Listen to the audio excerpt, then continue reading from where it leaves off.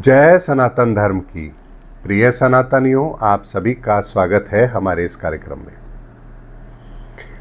सनातनियों, अक्सर एक संदेह होता है हर व्यक्ति को, या ये प्रश्न होता है हर व्यक्ति का, मेरे साथ ही ऐसा क्यों हो रहा है?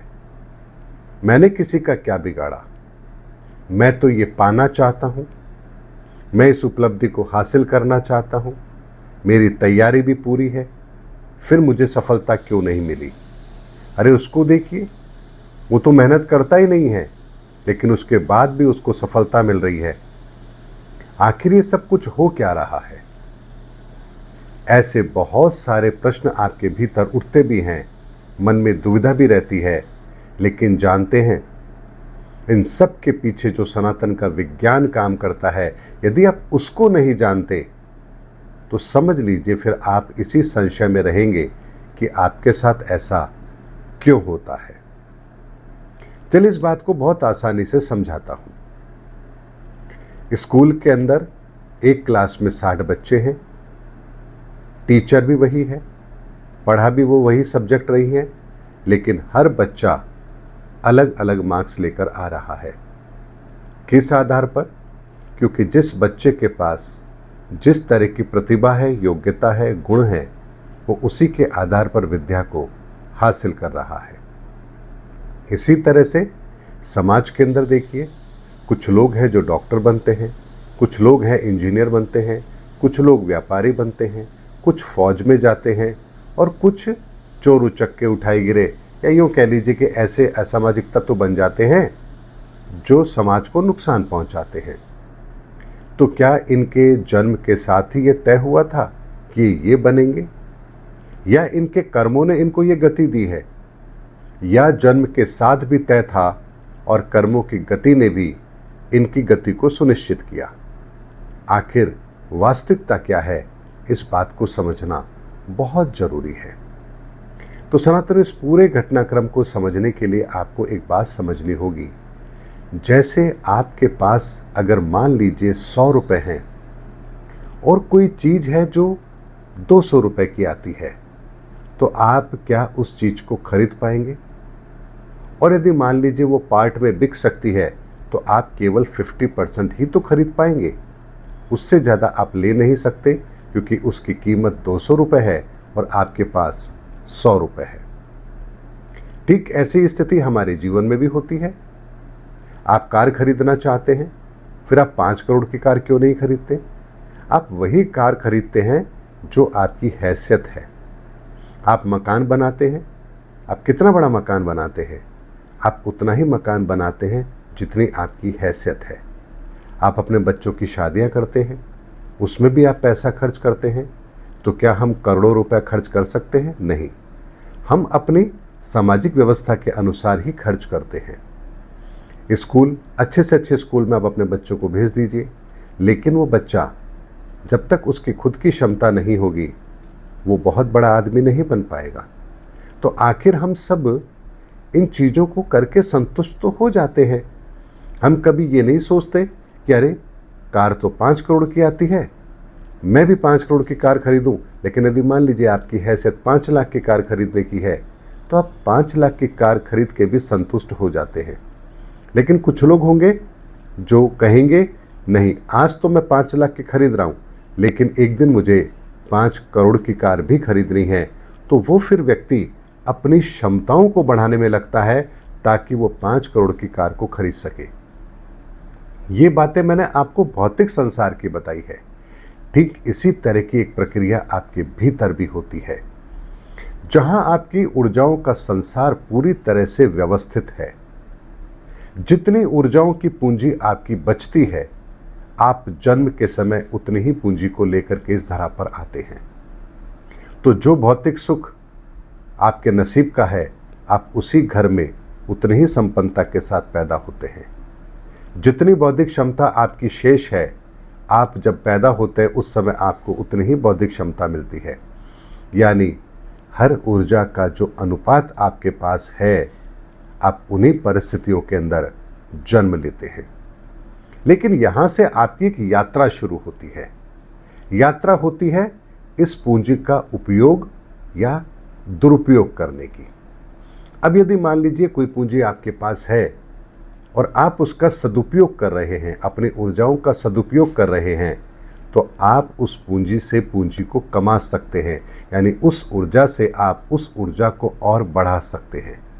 लेकिन यदि उस ऊर्जा का आप दुरुपयोग करना शुरू कर दें तो एक समय पर वो ऊर्जा पूरी तरह से आपकी समाप्त हो जाती है और आप उस परिणामों से वंचित कर दिए जाते हैं। और यही कारण है कि जब व्यक्ति कहीं जाता है तो उसे परिणाम परिस्थितियों के अनुसार नहीं मिलते हैं, बल्कि उसके भीतर जो ऊर्जाओं का संसार है और जो उसका शेष उसके जीवन में है, उसको उसी के आधार पर प्रतिफल मिलता है। अब इस बात को ऐसे समझे कि रामकृष्ण परमहंस श्रेष्ठ गुरु थे और न जाने कितने शिष्यों को उन्होंने ज्ञान दिया भी होगा, लेकिन क्या हर शिष्य विवेकानंद बना? अगर ज्ञान वही है तो हर शिष्य को विवेकानंद बनना चाहिए था, लेकिन ऐसा नहीं हुआ। क्यों? क्योंकि ज्ञान तो वही था, लेकिन पात्रता अलग अलग थी। विवेकानंद के अंदर जितनी पात्रता थी उन्होंने उसका उतना ही सदुपयोग किया, और जिसके अंदर पात्रता नहीं है वो उसका सदुपयोग नहीं कर पाएगा। यही कारण है सनातनियों, हम जीवन के अंदर जिस पल से भी अपनी इन ऊर्जाओं का बेहतर उपयोग करना शुरू कर देते हैं, हमारी गति उस दिन से ही सुधर जाती है। और इसीलिए भगवान ने कहा भी है कि हे अर्जुन, कोई पापी से पापी भी क्यों ना हो, यदि वो मुझे भजता है तो मैं उसका कल्याण जरूर करता हूँ। अर्थात जिस दिन से वो ईश्वर पर भरोसा करता है और अपनी उन ऊर्जाओं के संसार को व्यवस्थित करता है, अपने कर्मों को बेहतर दिशा में लेकर जाता है, तो उसकी ये ऊर्जाएं बढ़ना आरंभ हो जाती हैं और एक दिन वो श्रेष्ठ फलों को प्राप्त जरूर करता है। लेकिन एक प्रश्न आता है, हम ऐसा नहीं करें तो क्या होगा? हम तो नहीं मानते। खाओ पियो ऐश करो, किसने देखा कल क्या है, मरने के बाद क्या होगा कौन जानता है। तो सनातन एक बात को समझिए, आप एक टाइम के लूप में फंसे हुए हैं। आप चाहकर के भी अपने आप को रोक नहीं सकते, आपको आगे तो बढ़ना ही होगा। और उस आगे बढ़ने के अंदर आपका हर कदम आपको अलग दिशा के अंदर ले जाने की ताकत रखता है। यानी हर कदम आपके सामने दो रास्ते खोलेंगे, एक पॉजिटिव और एक नेगेटिव। जिस रास्ते पर भी आप अपना कदम रखेंगे, आपके परिणाम उसी तरह से तय होने लगेंगे। फिर यदि आप अपने जीवन में कष्टों को भोग रहे हैं तो फिर किसी को दोष मत दीजिए कि आपके जीवन के अंदर ये सब कुछ क्यों घटित हो रहा है। इसीलिए सनातनियों, एक बात को अच्छी तरह से समझ लीजिए, इस ब्रह्मांड के अंदर कोई ऐसी व्यवस्था है ही नहीं जहां आप अपने इन कर्मों से बच सके। आपको इनको काटना होगा या इनका समायोजन करना होगा। यदि जब आप काटने की बारी आती है, उस पर दृष्टि लगाते हैं, तो आप पाएंगे कि हाँ, दुख हैं और उन दुखों को भोग करके हम उसका समायोजन करेंगे। लेकिन एक तरीका और है, और वो है कि आपके जीवन के अंदर जो भी व्यवस्था ईश्वर ने उपलब्ध कराई है आपके ऊर्जाओं के संसार की, आप आज से ही उसकी बेहतर व्यवस्था कर लीजिए, उन ऊर्जाओं का सदुपयोग करना शुरू कर दीजिए। फिर देखिए आपके जीवन के अंदर कितना बड़ा परिवर्तन आता है। ये ठीक वैसे ही है जैसे मान लीजिए एक मुट्ठी अनाज आपके नसीब में है।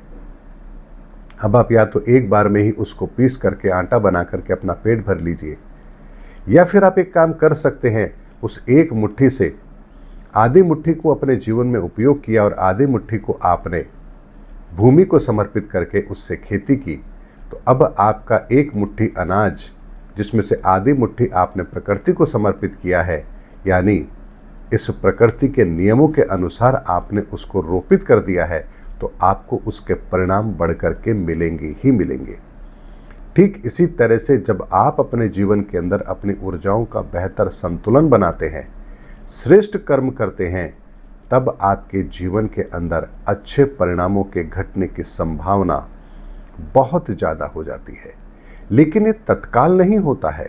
जैसे बीज को जमीन में डालते ही आपको अन्न नहीं मिलेगा, एक समय है, उस समय के बाद ही वो अन्न आपको प्राप्त होगा। उसी तरह से जो कर्म आप कर रहे हैं जो श्रेष्ठ कर्म कर रहे हैं, इन कर्मों की भी 3 कैटेगरी बनेगी। कुछ कर्म ऐसे होंगे जो आपको तत्काल उसका लाभ देंगे, कुछ कर्म ऐसे होंगे जो आपको आपके इसी जीवन के अंदर उसका लाभ देंगे, और कुछ कर्म ऐसे होंगे जो आपके आने वाले जन्म के अंदर आपको उसका श्रेष्ठ परिणाम प्राप्त करवाएंगे। इसको ऐसे समझिए कि जैसे आपने अपने व्यवहार में परिवर्तन किया तो आप तत्काल देखेंगे कि आपके आसपास के लोगों की शत्रुता आपसे कम हो चुकी है। आपने यदि अपने जीवन को संतुलित करने का प्रयास किया तो आप देखेंगे कि आने वाले समय के अंदर आपका जीवन पहले से ज़्यादा बेहतर हो चुका है। और यदि आप ध्यान साधना के द्वारा, भक्ति के द्वारा अपने जीवन को आगे बढ़ाने का प्रयास करते हैं तो आप देखते हैं कि आपके पुराने कर्मों का भी समायोजन हो रहा है और आपकी अगली गति भी वर्तमान कर्मों के आधार पर श्रेष्ठ तय हो रही है। इसीलिए सनातनियों, बाहरी चीज कोई भी जो उपलब्ध है वो है तो सही, लेकिन वो पूरी तरह से आपके लिए नहीं है। आपके भीतर की ऊर्जाओं का संसार ही आपको इस काबिल बनाता है कि आप बाहरी किसी भी चीज का कितना उपयोग कर सकते हैं। इसीलिए सनातनियों, इस ब्रह्मांड में ऐसी कोई व्यवस्था नहीं है जो आपको किसी और तरह से परिणामों को प्राप्त करने की ताकत देती हो। इसको ऐसे समझिए जैसे सूर्य तो एक ही है, धरती पर उसकी किरणें भी पड़ती हैं, लेकिन धरती के हर भूभाग पर उसकी किरणें अपना अलग अलग प्रभाव देती हैं। इसीलिए जिस जगह पर सूर्य की किरणें सबसे ज़्यादा है वहाँ उसका प्रभाव आपको अधिक देखने को मिलेगा। इसी तरह से हम भी अपने जीवन के अंदर जब किसी कार्य को करते हैं तो ईश्वर की कृपा तो हम पर होती ही है, लेकिन हम जिस ऊर्जाओं के उपयोग से और जितनी पात्रता से वो कर्म कर रहे हैं, हमारे हिस्से में परिणाम उतना ही आएगा। इसीलिए सनातनियों, इस कर्म के सिद्धांत को समझिए तो आपको कभी भी जीवन के अंदर दूसरों से शिकायत नहीं होगी, बल्कि आप ये समझ पाएंगे कि आपके जीवन में जो कुछ घटित हो रहा है इसका निर्णय आपका है। आप निर्माता हैं अपने कर्मों के, और अपने भाग्य को लिखने के भी आप ही उत्तरदायी हैं। इसीलिए इस व्यवस्था को समझिए और अपने जीवन को आप बेहतर बना सकते हैं, ये अकाट्य सत्य है। और इसीलिए इस प्रकृति के नियम को समझिए कि जो बोएंगे वही आपको काटना भी होगा। उम्मीद करता हूँ सनातनियों, मेरा वीडियो आपको जरूर अच्छा लगा होगा। अगले वीडियो में आपसे फिर भेंट होगी, तब तक हमारे चैनल पर बने रहिए। जय सनातन धर्म की, जय धर्मयुग की, जय सनातन विश्व।